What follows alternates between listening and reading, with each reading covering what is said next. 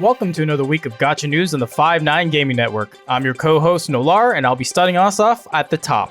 Let's dive right in. It's been more than half a decade since the last collaboration Chain Chronicle had with Long Horizon. Now in Chain Chronicle version 3, the collaboration is officially returning. In celebration of the event, the official Twitter page is having a giveaway by lottery. 7 who follow and retweet the giveaway campaign will be given a Harukazu Hiro signed image collection. 5 people also have the chance of winning a microfiber hand towel. As of now, there is no specific release date for the collaboration. For those interested, make sure to tune in March 8th for the Chain Chronicle Volunteer Army Kizuna live broadcast on YouTube for more information. Takatsu Terashima, the voice actor of Shiro, will also make an appearance at the broadcast to reveal more information on the upcoming collaboration. Keep in mind though, that the game and event are JP exclusive, so the broadcast will be spoken entirely in Japanese.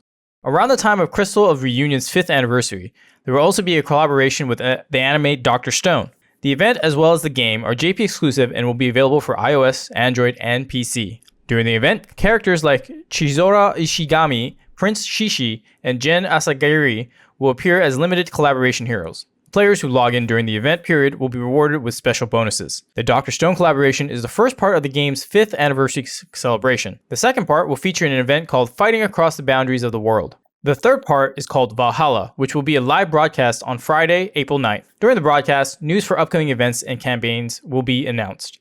Gadlingers Creation of the Gods by Mitama Games is a new gacha that's available for JP, China, and global players for iOS and Android. The game is a card battler gacha and will feature voice acting with the collectible character stories being based on the fairy tale Creation of the Gods. So far, the game has been criticized by players for its UI, spotty translation, tedious gameplay, and a lack of an auto feature. That being said though, the game just released February 18th, so hopefully these issues will be fixed at a later date. The game has been noted to be similar to another Mitama title called My Stellar Knights, so fans of that game may want to check this one out. Following the ending of Valkyrie Connect's recent collaboration with Overlord, the game is already having another one. The next collaboration will be with Evangelion and will release simultaneously for JP and global versions. This is the 4th time the game has collaborated with Evangelion, so players that missed out past events and characters will have a chance at picking them up this time around. This collaboration will also feature new content and units not originally released in the previous events as well. The release date for this collaboration is today, so anyone interested in participating, you can start right now. Shironeko Project is getting a collaboration with the anime Jujutsu Kaisen, which is a first for the series. It will feature characters from Jujutsu Kaisen in 3D models and put them in a fully voiced original scenario. The official website for the collaboration is holding a mini-game called Black Flash Challenge. To have a chance to win, complete the challenge and share your results on Twitter by March 12, 2021. These are the rewards. Each of these prizes will be given to 10 people for 30 possible winners. To be eligible, participants must live in Japan and follow the official Shironeko Project Twitter page. There's also another campaign where players can receive an autograph from one of the voice actors of the anime. There will be 25 autographs for grabs, and to participate, players must again follow the official game page and retweet the specific campaign tweet. This must be done by March 5th, with only those who live in Japan being eligible. A jewel lottery will also be held in-game where users can win up to 10,000 jewels just by logging in. As of now, the actual in-game collaboration date is unknown, but most of these prizes are being handed out in conjunction with their event in March. It would be safe to assume the start would be sometime during that month. NieR Reincarnation launched last week for JP and downloads have been A1. Get it? Because A2? Anyways, the game has had a resounding success so far, winning first place in the App Store sales, ranking getting over 3 million downloads within its first week. As a thank you, players will be receiving 10,000 gems. For those who haven't tried the game yet, it is currently out for JP with global and European versions on the way. Right now, there's a banner that features characters from NieR Automata. This week, new skins have come out for the featured characters as well. Here's a skin for A2, 9S, and 2B. Thick thighs save lives, people. A new collaboration called White Contract is available at the Automata Metal Exchange. The rate of Automata medals has been increased for the collaboration event, Record Cage of In Reincarnation. So players looking to add another weapon to their arsenal should take advantage of this increased rate while it's active. For those looking to get even more gems, make sure to tap Mama, the little ghost, 100 times to get 3,000 more gems. If you're looking for a brief overview of the game, make sure to check out the 5-9 Gaming video linked in the description below.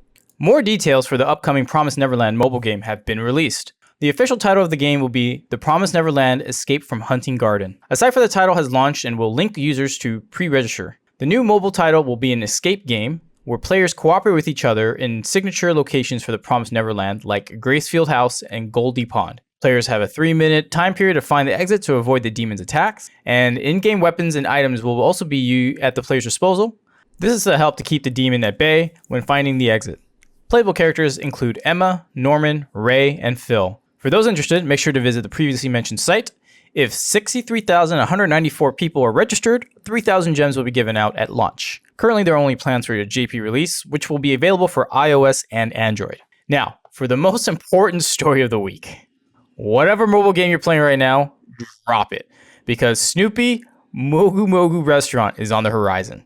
Immerse yourself in this hardcore restaurant management experience. Players must help Charlie Brown and Snoopy in collecting food by solving mind-boggling puzzles. As your restaurant empire grows, powerful allies like the legendary Lucy and the lavish Linus with his iconic blanket will open up their own shops to operate. The game is set to release this spring in celebration of the legendary franchise that is Peanuts and its 70th anniversary. For those daring to play this epic title, visit the game's official Twitter page to register. Now, off to my co-host Sly. Thanks a ton, NieR.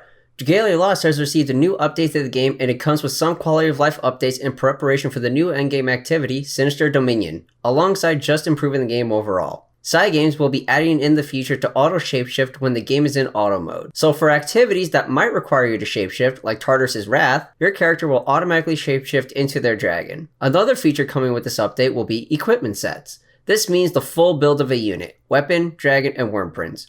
When editing a team, players can register individual equipment sets an adventurer will equip. Once registered, a set can be applied to a particular adventurer to have them automatically equip the specified loadout. This will help out with team building a bunch when recreating or creating a new team. Or you can make use of this other feature coming to the game, team copying. This feature will allow you to duplicate your team setup and overwrite existing setups with copied ones. Lastly, side games will be updating the worm print system a bit. With the addition of the first Rise of the Sinister Dominion quest, special slots in weapons and worm prints that can only be equipped in these new slots will become available. Depending on the weapon, up to 2 of these worm prints may be equipped, and the slots for these prints may be unlocked using materials that drop from the new event. Rise of the Sinister Dominion arrives on March 5th, so good luck to those that will be attempting it. A quick reminder that we will be getting info for Galagine Reborn the day after this video is recorded, so apologies in advance for not including her info in this segment. The 30 million download celebration starts today on JP Grand Cross, and while the celebration itself seems good content and activity-wise, the new unit, not so much. We are getting Small Merlin, and her kit isn't all too enticing. Her passive reads, during the enemy's turn, each enemy skill cannot deal more than 40% of the hero's max HP, and increases attack-related stats by 1% per 4% of HP remaining. The community is still indecisive of whether or not it affects the whole team or just herself, but by the time this video goes live, we will have a definitive answer. Her first skill inflicts Power Strike, which is additional damage equal to the target's resistance. This is the same as Sariel's single target. Her second skill deals AoE damage and inflicts Infect, which restricts recovery-related stats. Her ultimate skill inflicts up to 600% damage on all enemies and creates a barrier around all allies by up to 20% of the damage. Just like Glue Eater Liz's second skill too, the barrier nullifies all bonus damage effects when attacked except for Rupture. Merlin's banner is also quite lackluster. The only festival units on there are Merlin, Wind King, and Liz. So if you're hoping to get the one Escanor or Lost Vein Meliodas, sorry, you're out of luck. Aside from Sariel, the rest of the banner isn't that enticing, so if you want any advice on whether or not you should summon, definitely do not. Her banner is a skip. You are better off saving for a better banner, or at the very least, a better unit. As for every new unit that releases, there are new costumes for them. Merlin has an interesting selection to say the least. She has an Alice in Wonderland style outfit, a Harry Potter style outfit, and then a Pirate Girl outfit. These will all be available for gems in 2 weeks after the regular sales end. Alongside this update, we will also be getting Chapter 17 of the story as well. There will also be a new UR cosmetic set available for the one Escanor that can be purchased with gems or with mileage points you obtain through the new Hawk Pass system. Other costumes available this way are Summer Lilia, Halloween Gother, Meliodas and Elaine, and Wedding King. The RPG outfits for Lost Vein Meliodas, Goddess Liz, Winged King, Small Deanne, Escanor, not the one, Merlin, not small, Bon, and Gother will also be returning as well with the black armor sets for the Sins. These can only be obtained with gems until the maintenance next month on the 25th of March. All costumes will also be discounted prices for gems as well, so take advantage of this opportunity as much as you choose to. Pokemon Masters has gotten a bunch of interesting and fun stuff for their 1.5 year anniversary. An important quality of life change that has come with this update is an update to how the sync grid functions. You are now able to choose multiple grid nodes at once, as you can see by the video on screen. You can also have up to 4 different sync grids saved for each sync pair. So someone like Red, who is one of the more flexible units in terms of playstyle, can have 4 different sync grids to choose from. You are also now able to freely reset any grid since they removed the cost of coins for resetting grids. Now, for the main course of the update, the first ever Master Fair sync pair, Leon and Charizard. I do want to put this disclaimer out there immediately. He does not Gigantamax.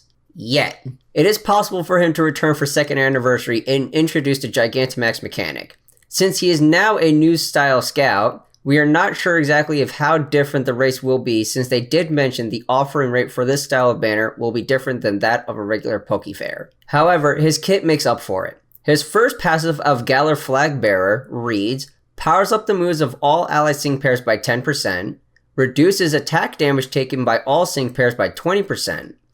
These percentages increase according to the number of ally sync pairs with the Galar theme on your team. With this full passive, the max power up is 30%, while the max damage reduction is 26%. Do note that the Galar theme is currently not in the game yet, but it will be added when Leon makes his debut on February 26th.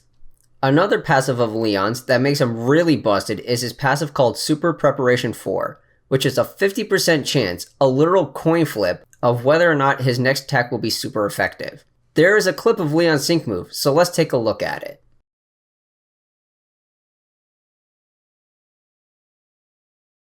A few nodes in Leon's grid that you want to look out for are Burn Synergy 3, which is a 30% damage increase when the target is burned, Inferno Move Gauge Refresh 5, which is a 60% chance of charging the user's move gauge by 1 when the move Inferno is successful, and Scorching Sync 5, which is a 50% damage increase on the sync move when the target is burned, which is likely since Inferno guarantees burn. Long story short, Leon will purge his enemies in a holy fire. Alongside this behemoth of Charizard and Leon, there's also Marnie. The choice is yours on who to summon for. That is all for the news this week. I'm your co-host Sly, signing us off here at 5-9 for the week. See you all next week for more Gacha news here on the 5-9 Gaming channel. Have a fantastic weekend.